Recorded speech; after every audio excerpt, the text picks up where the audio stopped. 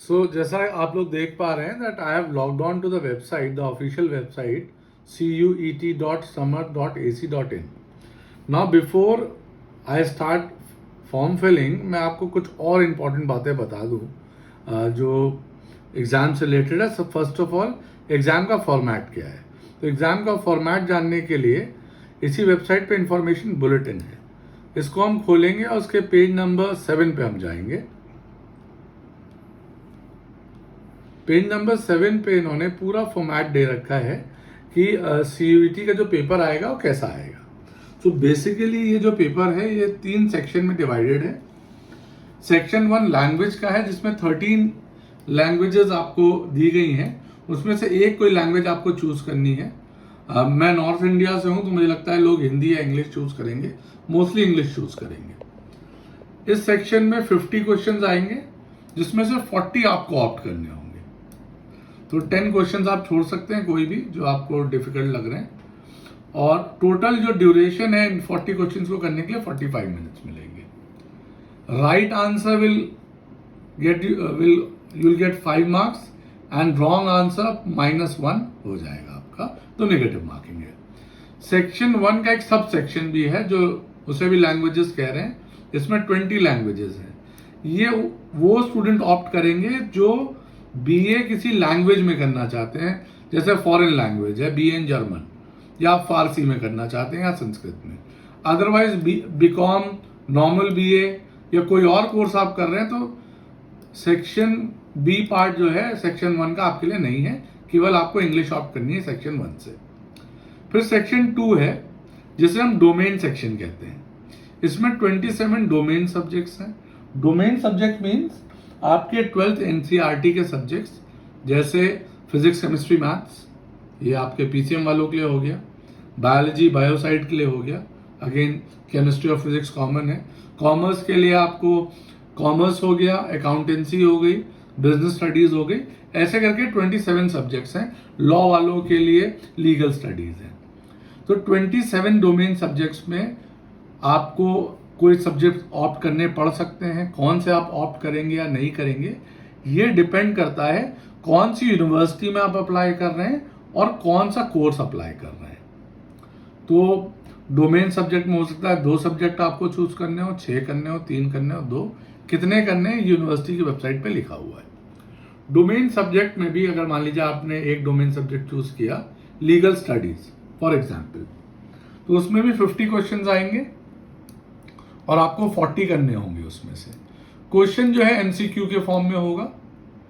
और again right answer will fetch you 5 marks and -1 हो जाएगा अगर आपका आंसर गलत होगा. और 45 मिनट्स मिलेगा एक डोमेन सब्जेक्ट के लिए. अगर आप 2 डोमेन सब्जेक्ट लिख रहे हैं तो 90 मिनट्स मिलेंगे. 3 डोमेन सब्जेक्ट लेते हैं 135 मिनट्स मिलेंगे. सेक्शन 1 और सेक्शन 2 का मैक्सिमम मार्क्स जो है दैट इज 200. तो सेक्शन 1 200 का है, सेक्शन 2 200 का है. जो थर्ड सेक्शन है वो है जनरल एप्टीट्यूड. जनरल टेस्ट जो एप्टीट्यूड में क्या क्या आएगा, मैथ्स आ जाएगी, रीजनिंग आ जाएगी आपकी, और आपका करंट अफेयर्स GK आ जाएगा. इसमें सबसे ज्यादा क्वेश्चंस आपको करने होंगे. 75 में से 60 क्वेश्चंस आप ऑप्ट कर सकते हैं. 15 जो क्वेश्चंस आपको डिफिकल्ट लग रहे हैं वो आप छोड़ सकते हैं. अगेन MCQ के फॉर्म्स में होगा ये सेक्शन भी. और टोटल मिनट्स आपको 60 मिलेंगे इसको करने के लिए. ये 300 मार्क्स का सेक्शन है और +5 for the right answer, -1 for the wrong answer. So basically 3 sections हैं जैसे मैंने बताया. फर्स्ट सेक्शन को हम लैंग्वेज कहते हैं, सेकंड को हम डोमेन कहते हैं, और थर्ड को हम जनरल टेस्ट या एप्टीट्यूड टेस्ट कहते हैं. अब आप ये सोच रहे होंगे कौन सी लैंग्वेज चूज करनी है, कौन सा डोमेन चूज करना है, और किस यूनिवर्सिटी के लिए जनरल टेस्ट लिखना है. तो जिस भी यूनिवर्सिटी में आप अप्लाई कर रहे हैं, जिस भी प्रोग्राम में आप अप्लाई कर रहे हैं, उस यूनिवर्सिटी ने अपना क्राइटेरिया दे रखा है. फॉर एग्जाम्पल BHU वाराणसी ने लॉ, जो 5 ईयर लॉ होता है 12th के बाद, उसके लिए बोला है कि हम एप्टीट्यूड टेस्ट लेंगे, लैंग्वेज लेंगे, और डोमेन में हम लीगल स्टडीज लेंगे. तो आप केवल अगर BHU वाराणसी अप्लाई करना चाहते हैं तो आप लैंग्वेज में इंग्लिश ऑप्ट कर सकते हैं, डोमेन में लीगल स्टडीज ऑप्ट करेंगे, और third section general test opt करेंगे। बट अगर आप बीकॉम भी प्लान कर रहे हैं कि दिल्ली यूनिवर्सिटी से बीकॉम भर दूं और BHU वाराणसी से लॉ भर दूं, तो दिल्ली यूनिवर्सिटी का जो प्रीरिक्विजिट है वो है language and domain subjects. Domain में वो कह रहे हैं कि वो 3 सब्जेक्ट डोमेन के चेक करेंगे, जैसे कॉमर्स, अकाउंट्स और तीसरा सब्जेक्ट आपका हो जाएगा बिजनेस स्टडीज। तो आपको डोमेन सब्जेक्ट में ये ऑप्ट करने पड़ेंगे। जो यूनिवर्सिटी डोमेन सब्जेक्ट्स पे आपको एडमिशन दे रही है और डोमेन सब्जेक्ट के मार्क्स लेगी, जो यूनिवर्सिटी आपको एप्टीट्यूड और लैंग्वेज पार्ट पे एडमिशन दे रही है उसके मार्क्स लेगी। इन शॉर्ट, मल्टीपल यूनिवर्सिटीज आप अप्लाई कर सकते हैं, मल्टीपल कोर्सेज अप्लाई कर सकते हैं एक फॉर्म से। टोटल 1200 रुपीज के करीब आपके खर्च होंगे और 30, 40, 45 यूनिवर्सिटीज तक मल्टीपल प्रोग्राम्स 3, 4, 6, 7, 8 प्रोग्राम्स आप अप्लाई कर पाएंगे। तो अब आगे हम चलते हैं, अब हम चलते हैं फॉर्म फिलिंग की तरफ कि फॉर्म फिल कैसे होगा। तो अगेन CUET.summer.ac.in द वेबसाइट है, इस पे हम आ गए हैं और राइट कॉर्नर पे आपको दिख रहा होगा लॉग आउट और मेरा नाम ब्रैकेट में आ रहा है नितिन राकेश। तो यहाँ पे आपको रजिस्ट्रेशन का कॉलम दिखेगा। मैंने ऑलरेडी रजिस्टर कर लिया है थोड़ा समय बचाने के लिए आप लोगों का। तो यहाँ पे रजिस्ट्रेशन का आपको पॉइंट दिखेगा और जब आप रजिस्ट्रेशन क्लिक करेंगे तो सबसे पहले आपको ये पेज खुल के आएगा फर्स्ट पर्सनल डिटेल्स का। इस पेज में आपके कंप्लीट पर्सनल डिटेल मांगे गए हैं। Personal details includes your name, official name which is on class 10th website marksheet, sorry, father's name, mother's name, your date of birth, gender, category, reservation है या नहीं है, किस स्टेट का आपका डोमिसाइल है, फिजिकली अगर कोई आपको प्रॉब्लम है, डिसेबिलिटी है, डायबिटीज़ है या नहीं है आपको, कोई ट्विन सिस्टर या ब्रदर तो नहीं है आपका, फादर की क्वालिफिकेशन, मदर की क्वालिफिकेशन, एनुअल इनकम फैमिली की, complete address with pin code, आप अगर कश्मीरी माइग्रेंट हैं, NCC का या स्पोर्ट्स का कोई कोटा या कुछ आपको सर्टिफिकेट मिलता है, और या फादर या मदर यूनिवर्सिटी के एम्प्लॉय हैं या नहीं। तो ये कंप्लीट डिटेल्स मांगी गई हैं, बड़ी बेसिक हैं, आप आराम से इसको फिलअप कर लेंगे। सो मैंने ऑलरेडी फिलअप कर लिया है क्योंकि मैं आप लोगों का टाइम बचा सकूं। और जब आप ये फिलअप कर लेंगे तो आप सेकंड सेक्शन में आएंगे which is known as educational section. Educational means educational details मांगेंगे, 10th का पूरा डिटेल मांगेंगे, 10th का बोर्ड, स्कूल, किस सिटी से किया, टोटल मार्क्स कितने आपके आए हैं और कितने मैक्सिमम मार्क्स थे उसमें। सो ये आपको फिलअप करना होगा। अगर 12th आप कर चुके हैं तो आप अपीयर्ड में डालेंगे, कर रहे हैं तो वो डिटेल्स डालेंगे जैसा इसमें आया है। So again second section is also very easy, educational details आपको डालने हैं। थर्ड सेक्शन जो है वही सबसे टेक्निकल है और जिसमें लोगों को कन्फ्यूजन होता है, तो इसको मैं आपको बताने जा रहा हूँ। सो थर्ड सेक्शन में मैं अब जैसे मैंने कहा था मल्टीपल यूनिवर्सिटीज़ आप अप्लाई कर सकते हैं। तो मैंने ऑलरेडी 2 दिल्ली यूनिवर्सिटी का बीकॉम और BA ऑनर्स इंग्लिश अप्लाई कर रखा है। और इसमें अगर आप देखिए तो बीकॉम में बोल रहे हैं एनी वन फ्रॉम सेक्शन 1, यानी लैंग्वेज में कुछ एक आपको चूज करना है, और एनी 3 फ्रॉम सेक्शन 2, मतलब डोमेन में से 3 सब्जेक्ट करने हैं। जो डोमेन सब्जेक्ट्स हैं कॉमर्स के, उसमें से 3 कोई आप सब्जेक्ट लेंगे, या और any one from section 1, English, Hindi या 13 लैंग्वेजेस दी गई हैं उसमें से कोई एक लैंग्वेज, और एनी वन फ्रॉम सेक्शन 2, यानी जो डोमेन सब्जेक्ट है कॉमर्स के उसमें से केवल एक लेना है, प्लस सेक्शन 3 एप्टीट्यूड टेस्ट। तो ये आप दे सकते हैं, दोनों ऑप्शन दिए गए हैं। और अगर आपने BA ऑनर्स करना चाहते हैं इंग्लिश में, तो इंग्लिश प्लस 3 फ्रॉम सेक्शन 2, यानी 3 डोमेन सब्जेक्ट्स, ये आपको लिखने हैं। मैं आपको और ऐड करके यूनिवर्सिटी दिखा दे रहा हूँ जिससे आपको और सिंपल लगे। तो मैं अपडेट करता हूँ और ऐड करता हूँ, जैसे BHU वाराणसी हो गया, बनारस हिंदू यूनिवर्सिटी हमारी, इस पर मैं गया और मैंने सेलेक्ट किया प्रोग्राम BA LLB ऑनर्स और इसको मैंने यहाँ ऐड कर दिया। सो यहाँ पे आप देखेंगे Banaras Hindu university BA LLB honours programme आ गया है और इनका एंट्रेंस का पूरा पैटर्न भी लिख के आ रहा है। तो क्या पैटर्न है, सेक्शन 1 लैंग्वेज आपको लेना है हिंदी और इंग्लिश में, 13 में से केवल हिंदी या इंग्लिश में ही आपको लेना है BHU में। सेक्शन 2 में जो आपका डोमेन सेक्शन है, इसमें केवल लीगल स्टडीज लेना है आपको, इस पर पूरा साफ लिखा हुआ है। और सेक्शन 3 जो एप्टीट्यूड टेस्ट है ये आपको देना है, ठीक है। सो ये आप इस तरीके से ऐड ऑन करते जाएंगे। आपने ऐड कर लिया है। सो मैंने 2 यूनिवर्सिटीज अप्लाई की हैं, university of Delhi BCom, university of Delhi BA honours, और दूसरी यूनिवर्सिटी जो है बनारस हिंदू यूनिवर्सिटी है, इसमें BA LLB ऑनर्स लिया है। मैंने 3 प्रोग्राम अप्लाई किए हैं और 2 यूनिवर्सिटीज अप्लाई की हैं, ठीक है। तो यहाँ से ऐसे अपडेट आ जाएगा। अब आपने इसको एक बार सेलेक्ट कर लिया है, फिर आप एक बार इसका प्रीव्यू देख सकते हैं।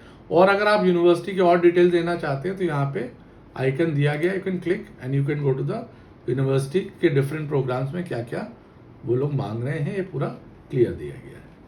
बैक करने के लिए मैं वापस इसको दबा देता हूँ। So university programme selection preview एक बार देख लेते हैं। फाइनली कौन कौन सी यूनिवर्सिटीज़ हमने अप्लाई की हैं और क्या उसमें पूछा जा रहा है, ये आ गया है। अगर आपको अपडेट करना है और यूनिवर्सिटीज़ ऐड करनी है तो यहाँ अपडेट का ऑप्शन है, you can update your form. So I hope ये आप लोगों को क्लियर है। Multiple universities and multiple programs आप चूज कर सकते हैं। Let's proceed to the next section. अब जो डोमेन सब्जेक्ट्स आपको सेलेक्ट करने हैं इन बनारस हिंदू यूनिवर्सिटी में के लिए, दिल्ली यूनिवर्सिटी के लिए, ये सबका एकदम टू स्पेसिफिक मांग रहा है। लैंग्वेज कौन सी चूज कर रहे हैं, तो मैंने इंग्लिश चूज करी, ठीक। डोमेन स्पेसिफिक सब्जेक्ट, अब मैंने जैसा आपने कहा था मैंने BCom ऑनर्स अप्लाई किया है, तो मेरे पास ऑप्शन है कि मैं एक सब्जेक्ट लूं या 3 सब्जेक्ट लूं, उसमें वेरिएशन ऑप्शंस थे। तो मैं 3 डोमेन सब्जेक्ट ले लेता हूं, बिजनेस स्टडीज, अकाउंटेंसी, ठीक है, और थर्ड में जनरल एप्टीट्यूड देना है, यस। तो ये जो एग्जाम है बेसिकली 2 स्लॉट में है। तो पहले स्लॉट में मैं इंग्लिश लैंग्वेज मैंने चूज कर ली है, 2 डोमेन सब्जेक्ट चूज कर लिए हैं और एक एप्टीट्यूड टेस्ट चूज कर लिया है। अब जो दूसरा स्लॉट है एग्जाम का, इसमें मेरे को 2 डोमेन सब्जेक्ट और चूज करने हैं। क्यों? क्योंकि मैंने लॉ लिया है आपका BHU में, जहां पे मुझसे पूछा जा रहा है लीगल स्टडीज कंपलसरी है, तो मैं लीगल स्टडीज को चूज कर रहा हूं। और क्योंकि मैंने BHU में दिल्ली यूनिवर्सिटी में BCom ऑनर्स लिया है, उसमें 3 सब्जेक्ट्स मुझे लेने थे, तो 2 मैं ले चुका हूं, एक इकोनॉमिक्स में ले रहा हूं। तो इस तरीके से हम लोग डोमेन सब्जेक्ट्स को चूज कर सकते हैं। और BA के लिए जैसे BA इन इंग्लिश मैंने लिया, तो मैं इसमें उसमें भी अगर आप देखें तो डोमेन सब्जेक्ट मांगा जा रहा है English plus any 3 from section 2, तो 3 मांग रहे हैं। तो 3 में हमने ऑलरेडी आप देखिए तो ये बिजनेस स्टडीज और ये ले रखा है, तो वो भी चल सकता है। प्लस आप ह्यूमैनिटीज के अगर सब्जेक्ट लेना चाहें तो वो भी ले सकते हैं। लेट्स से सोशियोलॉजी ले लिया, ठीक। Now we have to save it. एक बार हमने इसको पहले आई एग्री बटन क्लिक करेंगे और फिर हम इसको सेव कर देंगे। अच्छा, एडिशनल लैंग्वेज पूछ रहा है, अगर आपको कुछ सेलेक्ट करना है तो एडिशनल लैंग्वेज में इंग्लिश ही रहेगा, ठीक। एडिशनल लैंग्वेज सेलेक्ट करना है तो नॉट एप्लीकेबल में करेंगे, क्योंकि हमारे लिए अप्लाई नहीं कर रहा है, नॉट एप्लीकेबल। मैं इसका तो अगर आपको कंफ्यूजन तो फिर से बता दे रहा हूं। जो सेक्शन 1 है उसमें 2 लैंग्वेज सब सेक्शंस हैं। पहला है 13 लैंग्वेजेस में से एक सेलेक्ट करना है, नॉर्मली हिंदी या इंग्लिश करेंगे। और सेक्शन 1 का जो B पार्ट है वो केवल उन स्टूडेंट्स को अप्लाई करना है जो BA या कोई ऐसा कोर्स कर रहे हैं जो फॉरेन लैंग्वेज में है या डिफरेंट लैंग्वेज में है। Let's say you are doing BA in German, BA in French, so यहाँ पे उसके लिए मैंने नॉट एप्लीकेबल कर दिया है। आप अगर मेरा फॉर्म देखें, सो देखते हैं एडिशनल लैंग्वेज सेक्शन 1 से सेक्शन, तो मैंने नॉट एप्लीकेबल कर दिया। अब now I am going to save my form. I agree का एक बटन है, उसको दबा के मैंने सेव कर दिया। सो ये सारी चीज़ें अब आ चुकी हैं आपका जो फॉर्म है वो सिलेक्ट हो चुका है और क्या क्या हमने लिया है वो उसका पूरा प्रीव्यू दिखा रहा है। अगर कुछ अपडेट करना चाहते हैं तो अभी भी अपडेशन का ऑप्शन अवेलेबल है। ठीक है, नेक्स्ट सेक्शन पे प्रोसीड करते हैं। इसमें अब आपसे पूछ रहा है क्वेश्चन पेपर का मीडियम क्या होगा। सो हम ऑप्ट कर रहे हैं इंग्लिश। एग्जामिनेशन सेंटर, मैं उत्तर प्रदेश लखनऊ से हूँ तो उत्तर प्रदेश और लखनऊ में ऑप्ट करूँगा। बहुत सारे ऑप्शंस है, बहुत सारी सिटीज़ का है। Second preference Uttar Pradesh, city मैं आगरा ऑप्ट कर ले रहा हूँ। Third preference again Uttar Pradesh, मैं सिटी में अलीगढ़ ऑप्ट कर ले रहा हूँ। फोर्थ प्रेफरेंस उत्तर प्रदेश और मैं इसमें अमेठी ऑप्ट कर ले रहा हूँ और इसको सेव कर दे रहा हूँ। इसके बाद हम नेक्स्ट सेक्शन में आ जाएंगे जहाँ पे आप लोगों को अपनी फ़ोटो, कैंडिडेट को फ़ोटो और सिग्नेचर अपलोड करना है। तो अपलोड करने के लिए मैंने आपको फाइल साइज़ बता दिया, यहाँ पे भी लिखा हुआ है कितने KB का फाइल साइज़ होना चाहिए। सो अपलोडिंग में मैं वैसा भी करना नहीं चाह रहा हूँ, बट थोड़ा टाइम बचाना चाह रहा हूँ। आप लोग चाहें तो जाके इसको अपलोड कर सकते हैं फाइल्स को। मैं भी अभी फ़ोटो अपलोड करके आपको दिखा देता हूँ। सो एक फ़ोटो लिया मैंने और अपलोड पे क्लिक किया और स्टार्ट अपलोड, तो ये फ़ोटो अपलोड हो गई है। फिर मैंने सिग्नेचर का ऑप्शन लिया और सिग्नेचर भी मैं अपलोड कर दे रहा हूँ और ये किया स्टार्ट अपलोड और सिग्नेचर पे अपलोड हो गए। Then will proceed to the next section जहाँ पे आपका पूरा फॉर्म दिखाने लगेंगे आपको कि अगर कोई गलती आपसे रह गई हो या कोई भी बात हो तो आप अभी सही कर सकते हैं, अपडेट कर सकते हैं। ठीक है,